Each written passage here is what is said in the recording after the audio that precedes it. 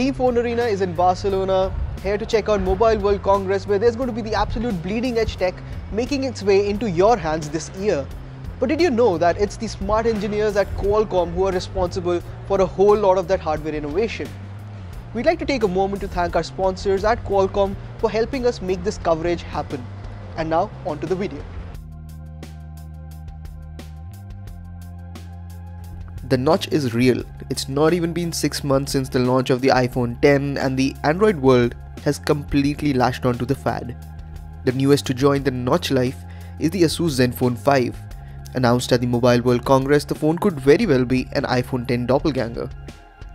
Up front, the Zenfone 5 has a 6.2-inch Full HD Plus display with a notch along the top.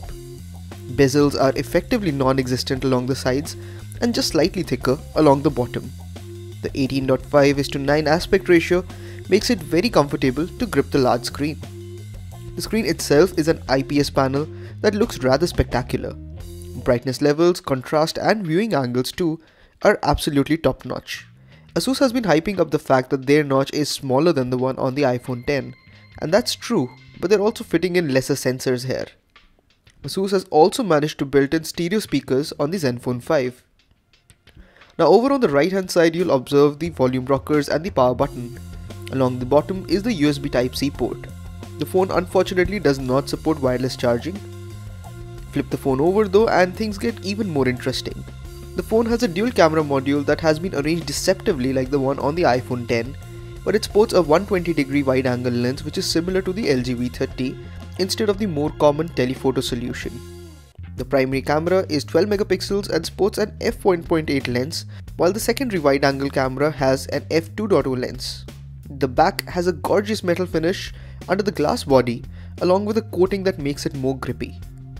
Now, as we said earlier, the basic design might appear a bit derivative, but ASUS has really managed to make the Zenfone 5 look rather good. Internally, the Zenfone 5 is powered by a Snapdragon 636 processor and it has 4 GB of RAM. Storage is 64 GB and can be expanded via a microSD card slot. The microSD card slot will double up as a secondary SIM slot in certain markets.